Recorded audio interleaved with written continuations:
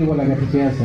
মোৰ এনেকুৱা এটা নেক আমল থাকিব লাগে, কমাছ কম এটা হ'লেও মোৰ নেক আমল থাকিব লাগে, যাতে সেই নেক আমলৰ উচিলা কৰি পেলাই মই কেতিয়াবা বিপদত পৰিলে আল্লাহৰ ওচৰত দৰিয়াত কৰিব পাৰোঁ, আল্লাহৰ ওচৰত হাত উঠাব পাৰোঁ। আল্লাহ, সেই মোৰ নেক আমলৰ উচিলা কৰি মই তোমাৰ ওচৰত হাত উঠাইছোঁ, মোক এই বিপদৰ পৰা ৰক্ষা কৰা।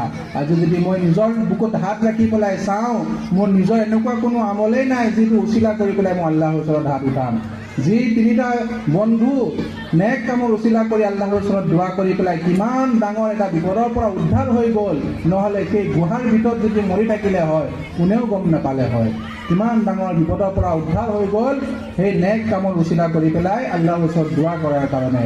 গতিকে আমি সকলোৱে আজি নিয়ত কৰোঁ, ইৰাদা কৰোঁ যে বেছি বেছি আল্লাহৰ ইবাদত, আল্লাহৰ হুকুম, নবী কৰিম সাল্লাল্লাহু আলাইহি সাল্লামৰ তৰিকা মোতাবিক জিন্দগীটো অতিবাহিত কৰিম।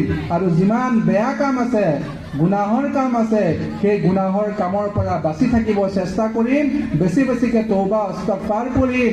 আৰু যিসকল আমাৰ নজৱান ভাই আছে, আমি বাট চাই থাকিব নালাগে। এই সময়ৰ পৰা, জৱানী কালৰ পৰা যাতে মই মছজিদৰ লগত সম্পৰ্ক ৰাখোঁ, আলিম উলামাৰ লগত সম্পৰ্ক ৰাখোঁ।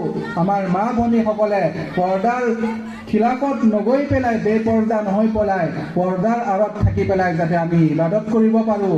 বাহিৰলৈ ওলাই আহিলে যাতে আমি পৰ্দাৰ খিলাফ নকৰি পেলাই যাতে আমি বাহিৰলৈ আহিব পাৰোঁ। আজি আমাৰ মহিলাসকলৰ এই অৱস্থা হৈছে, চালে ধৰিবই নোৱাৰি কি মুছলমান নে হিন্দু নে ইছাই নে খ্ৰীষ্টান নে কি, ধৰিবই নোৱাৰি। এফালে পেট ওলাই থাকে, এফালে চুলি ওলাই থাকে। আজিকালি মোবাইলটো ওলোৱাৰ লগে লগে মহিলাসকলৰ ৰিলছ, কিবা ফেচবুক, ইউটিউব, মোবাইলটো লগাই লৈছে। আগতে এনেকুৱা আছিলে যে দৰ্জা বন্ধ কৰি পেলাই কাপোৰ চেঞ্জ কৰে মাইকী মানুহে ভিতৰত। এতিয়া এনেকুৱা হৈছে সন্মুখত মোবাইলটো অন কৰি পেলাই কাপোৰ চেঞ্জ কৰে। চাওক, নতুন কাপোৰ আনিছোঁ মই, নতুন কাপোৰ এযোৰ পিন্ধিছোঁ, চাওক ৰাইজ, চাওক হৈছেনে নাই সমাজত? মহিলাসকলৰ, ঘৰৰ মহিলা যদি বেপৰ্দা হৈ যায়, সেই ঘৰত কেতিয়াও বৰকত অৱতীৰ্ণ নহ'ব।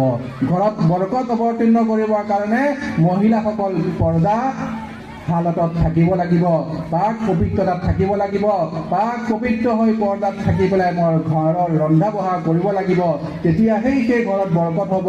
গতিকে আমি সকলোৱে আজি নিয়ত কৰোঁ, ইৰাদা কৰোঁ, এই মেহফিলত আহি পেলাই যেতিয়া ইৰাদা কৰি যাম, আল্লাহে কবুল কৰিব যে বেছি বেছি তৌবা ইস্তিগফাৰ কৰিম আৰু আল্লাহৰ ৰাস্তাত আমি জান মাল সময় খৰচ কৰিম। আল্লাহৰ নেক আমলত আমি সকলোৱে আগবাঢ়ি যাম, পিছুৱাই